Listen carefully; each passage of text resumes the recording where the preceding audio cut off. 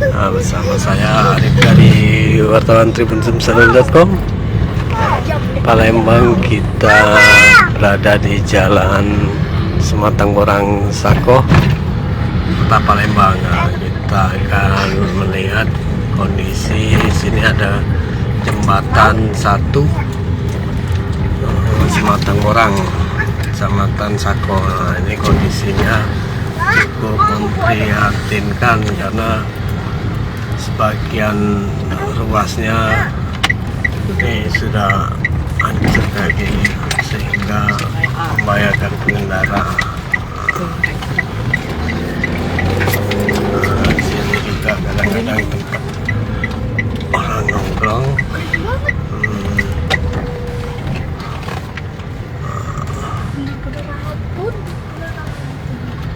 Kita akan lihat dulu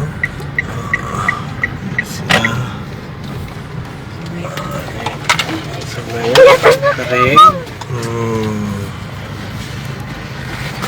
Di sini banyak kendaraan, sudah mulai kendaraan.